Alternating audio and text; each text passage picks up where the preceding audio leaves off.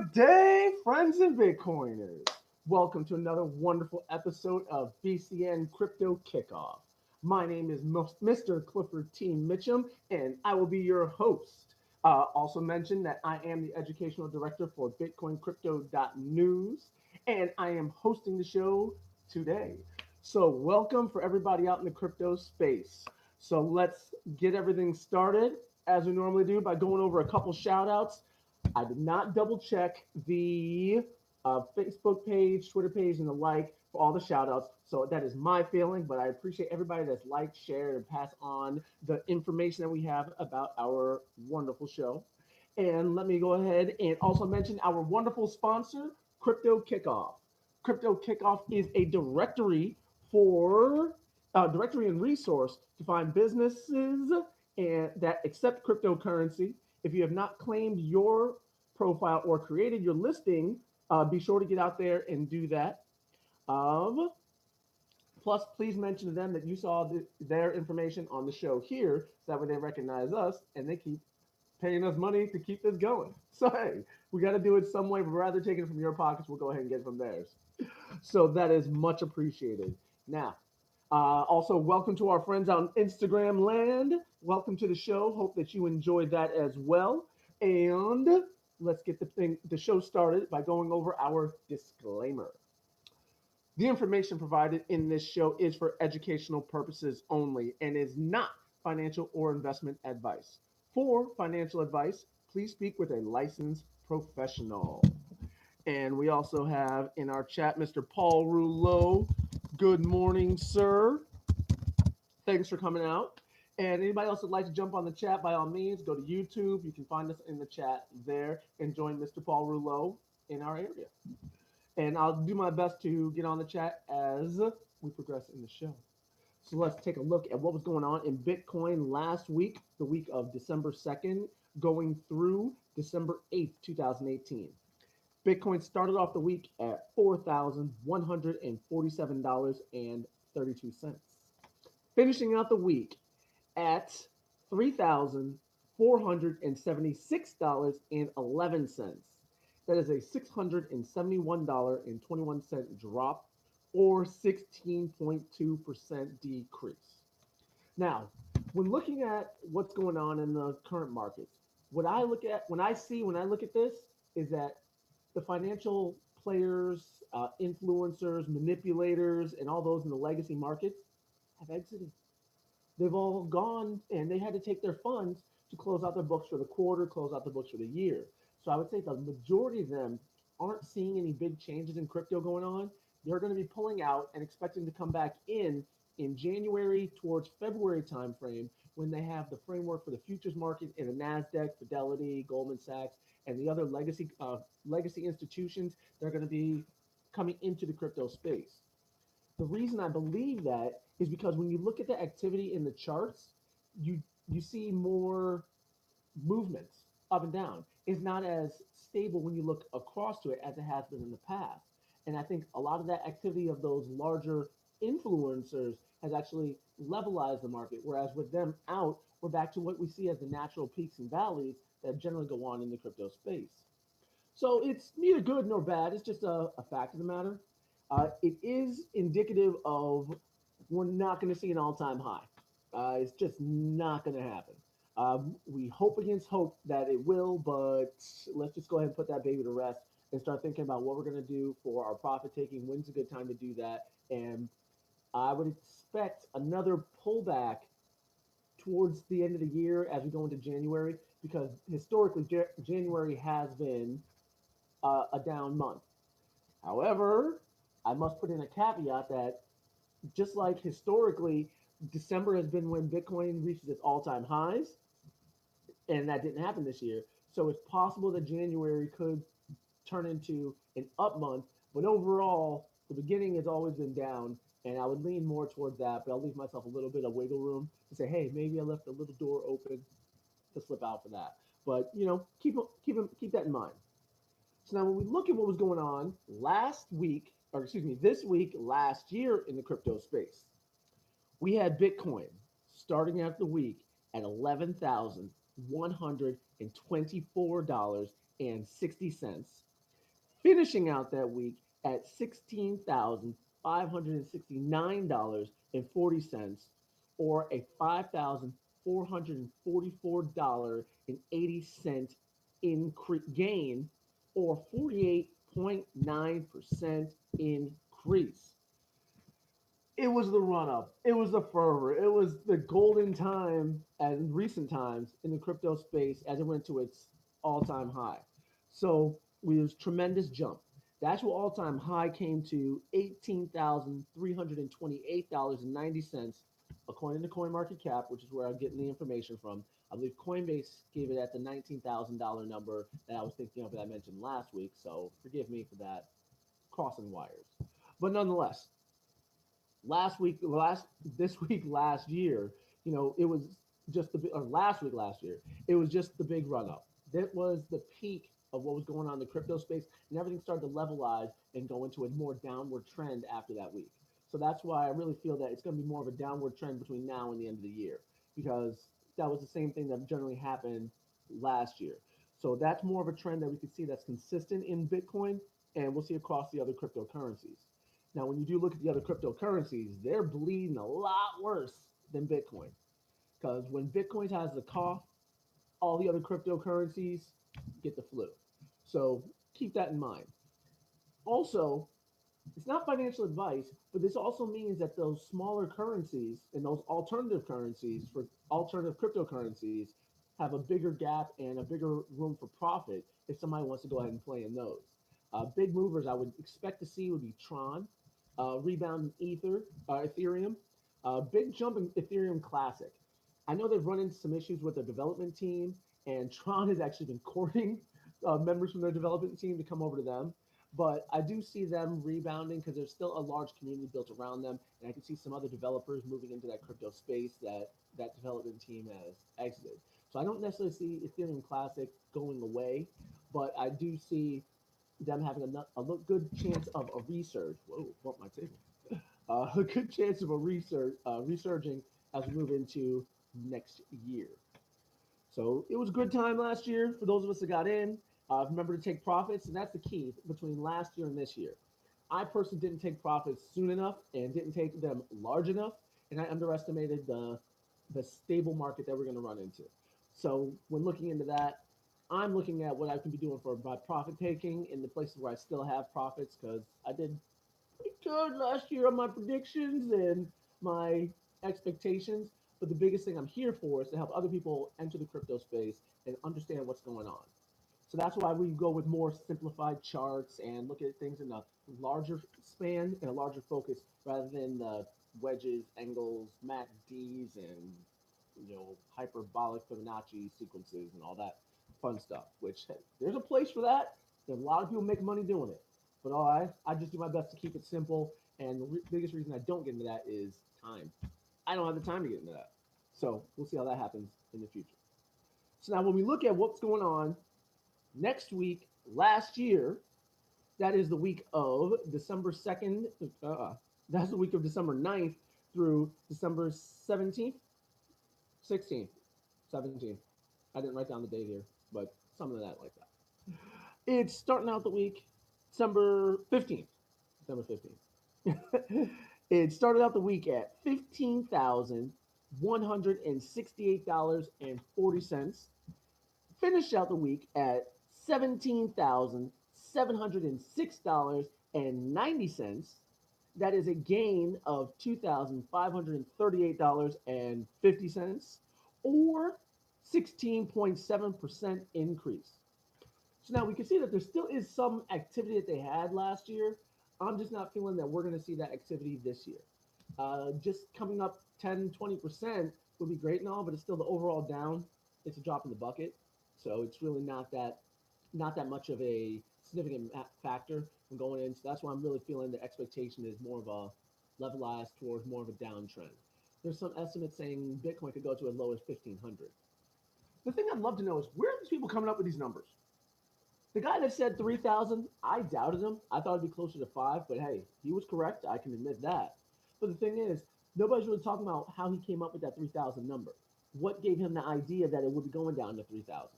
So we need to get more information like that before I'm really going to give more credence to somebody that says Bitcoin's going to 1500 or anything along those lines. So we got that going on, and that's what we would look at for what's going on next week. Just more of the same. Yeah, I don't expect more swings. But last year, even then, it was pretty stable considering they had a 50% swing the week before and the large swings prior to that.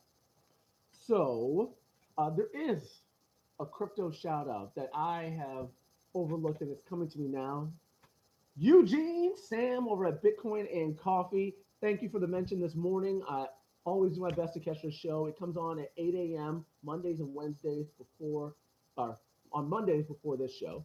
But on Wednesdays, catch them at 8 o'clock. Thank you all for all that you do. Thank you for promoting the crypto space, mass adoption, and being a resource to educate, just like I'm a resource to educate. Us educators got to get out there and help educate people. I'll stop using the word educate. All right. So thank you all for that. All right. Now moving into our top stories for the week. One of the biggest stories and one of the most that we have to really look at and be concerned about. The IRS is to face record number of loss claims, says accounting firm Node 40. All right. Now, this is no big surprise to us in the crypto space. Just with the way the stability we had and people that entered the market, just in the early portion of the year, the the level that's fallen to is, the low. It just didn't come back like we were expecting. So losses are to be expected. But Node 40 is pointing out the tax reporting and future implications of these loss claims.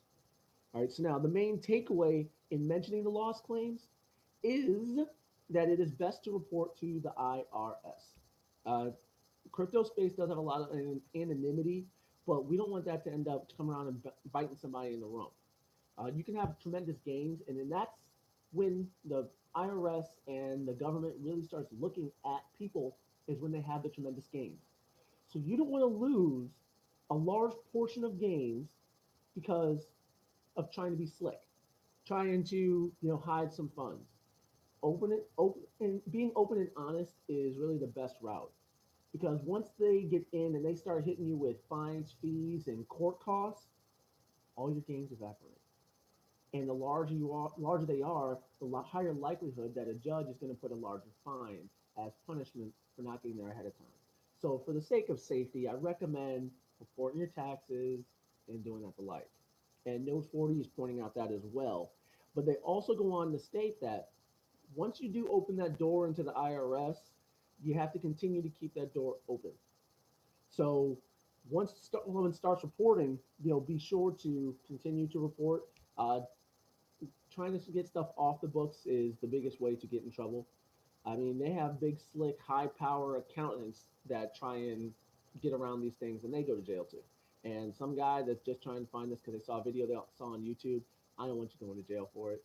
Just, you know, give, pay the man. It'll be a lot simpler. You'll hold on to more funds.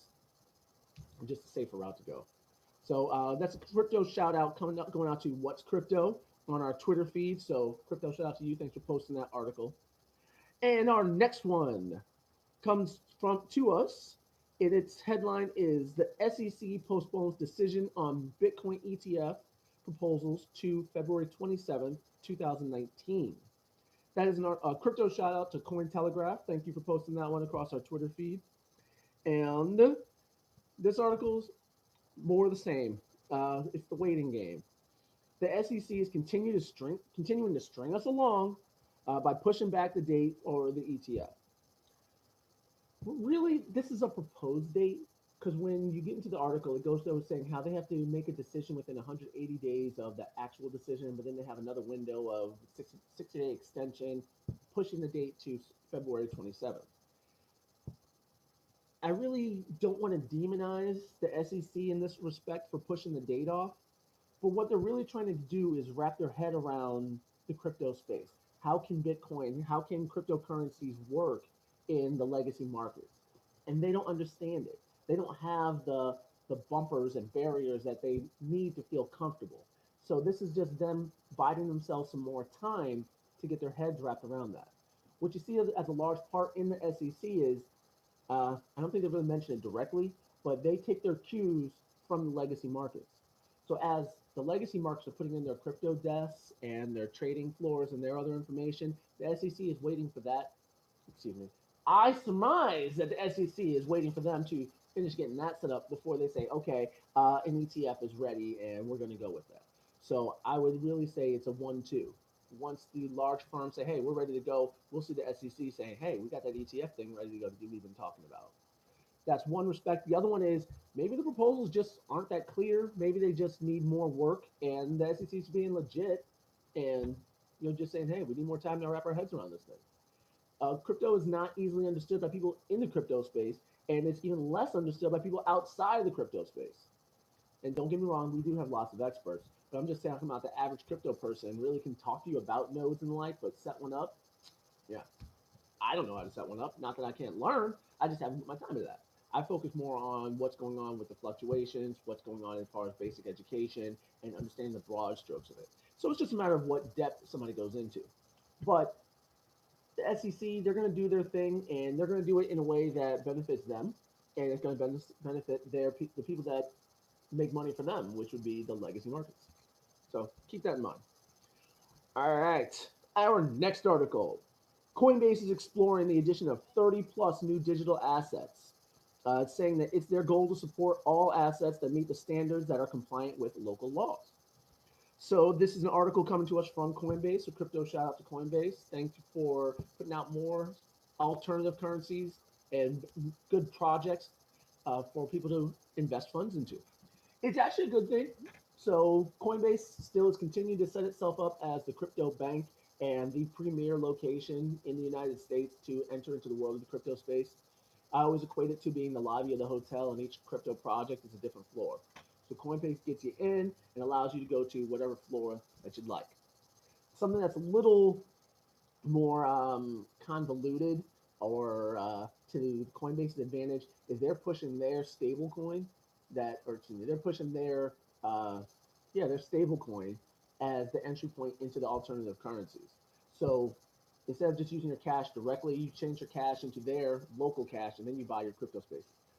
Something that they're doing to bolster up their own projects and their own functionality, which, whatever to them, I'd rather just have a more direct route. But hey, they're putting a good service, so I'm not trying to say too much against whatever they're doing. But as long as it's working and it's not damaging people, it's allowing people to enter the crypto space, that's the biggest thing. So good on them for that. Also looking at those coins, always good projects to get a couple, put a little bit of change in, get a few of those, because should they have a big jump like we've seen with the previous projects that they've added, could make some good profit. And my main reason is profit. Second reason is an alternative to the standard currency. It's great to have better distribution and a mass adoption of something that's not centralized, something that's decentralized and protected from the irresponsible financial actions of the status quo. So, good on Coinbase. Our next article. Gazprom Bank forges new partnership to offer crypto asset services. What you see is this is Gazprom Bank incorporating cryptocurrency into their platform. Much like how we see the large financial institutions in the United States incorporating cryptocurrency. They're putting in the framework. And this is the exact reason why I am not worried, I am not scared of, and I have no problems with the value of Bitcoin going down because, as Adam Meister says, one Bitcoin equals one Bitcoin. The fiat value is really irrelevant because, as you see with this framework that's being put in, as you see with the framework of the legacy markets being put in, the future of Bitcoin is solid. Its fundamentals are solid. So it will have a future. It's not going to zero. I don't care what somebody says. It's going to have a future. It's going to be great. So anything that it drops to just means it's a greater sale. Somebody could get it at a lower discount or a higher discounted price, higher discount to get a lower price might be the best way to say it. Anyway, you can get more for less, and I'm looking to get more. I'm not giving financial advice, but you do what you do. All right. So it's definitely going to be more of a showing of the international framework as well as the local framework that we see with the IRS and everybody else. getting established and put in. So I think this really gets a good point to the advancement of and future of Bitcoin and cryptocurrency. And our final article, a payment giant Mastercard claims to have developed a new way of keeping cryptocurrency transactions private. So now, the thing to look at in this article is this is Mastercard incorporating blockchain. This does not mean that Mastercard is doing anything for Bitcoin. Bitcoin and blockchain are two different things. Bitcoin is the currency that we love and expand and look for more mass adoption of. Blockchain is the technology behind Bitcoin that allows it to do all those wonderful decentralized activities. So MasterCard is going into blockchain, not Bitcoin. So it's great advancement for the technology, but this is not necessarily an advancement of the currency. So now we have a joiner of Jason Salman into our Instagram chat. Welcome, Jason. Crypto shout out to you. Thanks for joining us. So if you have any questions, concerns, write those in the chat and I'll answer them live on the air. Or what we say on the air, on the net, whatever. I'll answer the questions. Put it out there. All right. So we have that incorporation, which is great on blockchain. And anything that's good for blockchain overall does lean good for Bitcoin. But just remember that the two are separate. MasterCard loves blockchain. They don't like Bitcoin. And just like the other legacy institutions, they like blockchain, don't like Bitcoin. All right, so that concludes all of our articles for the week. If you have any articles you think are pertinent, important, that should include, go ahead and get at me. Let me know that that's something I should incorporate, and I will put that article in for our stories of the week. And be sure to check out our website, bitcoincrypto.news, for other articles, information that we have out for you all. And I want to touch on a point.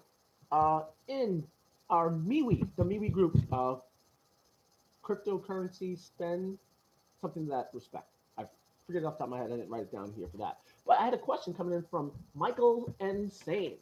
So Michael was saying, how exactly do I use cryptocurrency and how do I conduct transactions in Bitcoin and cryptocurrency? It's something that's going to require more than just a mention. So what I'm going to do is I'm going to put together a little video that's outside of what we have on the show here to answer that question for you, Michael. And I'm going to go ahead and talk with my barber, and that's who I spend my cryptocurrency with, see about doing an interview with him. So I will do a show dedicated to how I use cryptocurrency day to day, and how I'm focusing on getting more expansion, more adoption, so that way people have something to follow and they can look into what we have going on there. So Michael, thank you for that idea, and I will answer that question, but I'm going to answer it more in depth than just a couple sentences I can put out on the air. So thank you, Michael, for putting that out for us, and look forward to doing that video for you. So our next section on BCN Crypto Kickoff is our BCN 1 minute with. So what I'm going to get back in the habit of doing is a 1 minute video on cryptocurrency projects outside of Bitcoin. So we take 1 minute, as the name suggests, take 1 minute and learn about a project. Last week, we covered two projects. First one being Koki Cash, which is a local currency that they're using in Puerto Rico. So that's a great idea. You localize the utilization of Koki Cash, and they're doing it on the Komodo platform. So they've incorporated their Koki Cash so that local merchants and people that live in Puerto Rico can actually use that. Great project. Check out that video and learn about that. The other coin that we looked at was Eternal Token. Now, the Eternal Token project allows market activity for the centralized Eternal Coin, and the Eternal Coin provides issuance for redemption cards and reward services for issuers. So they consolidate that into one platform. So that way somebody doesn't have all those. In the US, we have like a card for a grocery store, for a gas station, for the Speed Mart, for all these other things. So on a platform like this, they can actually consolidate, so doing it all off one card or one account. And then that account's centralized, but to give it into the local markets and get more liquidity and activity on it, they have the Eternal Token that allows that. So it's a wonderful concept, good project. Go ahead and check out that video, check them out, see if it's something that you'd like to learn about. So I'm gonna get back in the habit of doing a video a day, and except on Mondays because I'm doing the show and I got editing and all that other fun stuff to do. But for the rest of the week, Tuesday through Friday, we'll get a video together, and I look forward to doing that, more of that for you all. And what else we got going on? All right, our Bitcoiners of Southwest Florida. They had their meeting last Thursday. So thank you to all of our Bitcoiners that came out for that event. Special thank you to Michael Chandler, and I appreciate meeting up with you and going out to dinner after the meeting. Great opportunity to pick your brain. Michael actually takes the time to go out to a lot of the shows. Actually showed me a picture of him and Charlie Lee. So good job on that. Michael actually works with me and the guys here at BitcoinCrypto.news, and he's actually working on getting on the show, doing some guest appearances, and getting his channel expanded and some more information there. So we'll look to have another show added for all of you Bitcoiners out there in the crypto space. But thanks, Michael, for dinner. Wonderful to pick your brain. Great to talk about different portfolio actions that we plan on doing, profit taking ideas that we're going to take and put into effort next year. So main thing is stacking up all my cash to get back in the market come January, maybe in late December here.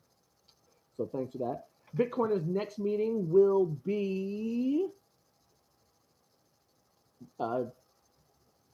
Thursday, January 3rd. So first Thursday of each month, Bitcoiners in Southwest Florida meet and get together for all the crypto enthusiasts out here in Southwest Florida. So that way we can talk and chat and tell about the different projects, cool things we're doing in the crypto space. So look forward to seeing you all at that meeting. This is the largest meetup in Southwest Florida. So anybody in their area region, come out, check us out. Love to press the palms, meet me in person, in real life, huh? All right. And the best resource I provide for you all is our live courses.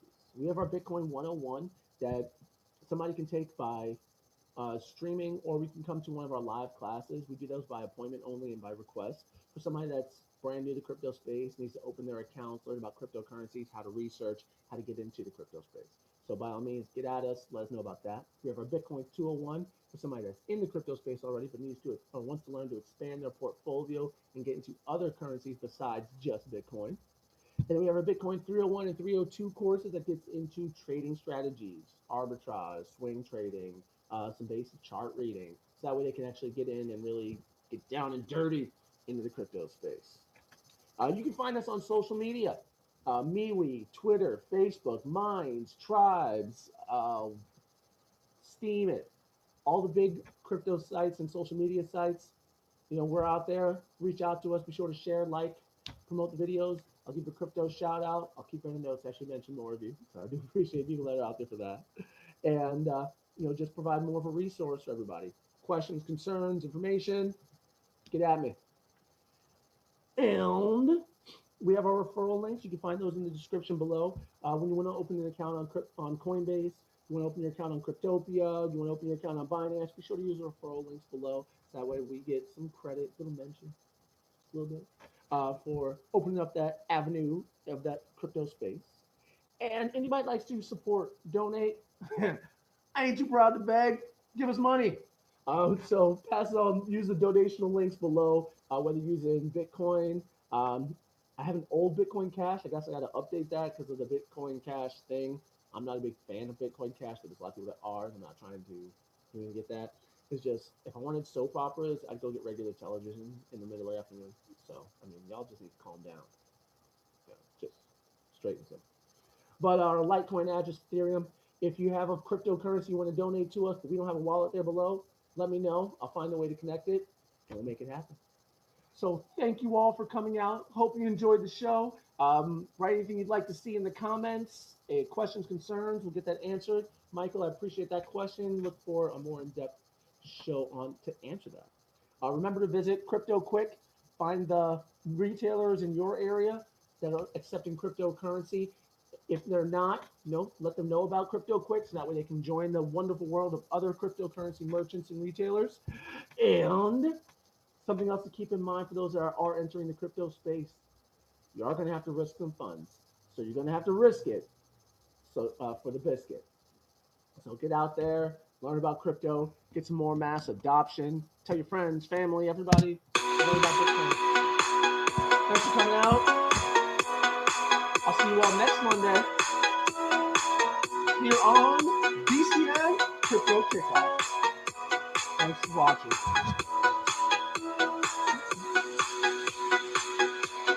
Oh, happy birthday, Sam! A Bitcoin and Coffee. It was her birthday over the weekend, so we'll make sure I mention that. I said it on the show, but I'm going to let you know, stay in here too. And everybody else that had a birthday, happy birthday to you. Happy holidays, happy Hanukkah, it's the last day of that. Merry Christmas, and the like. Have a good one.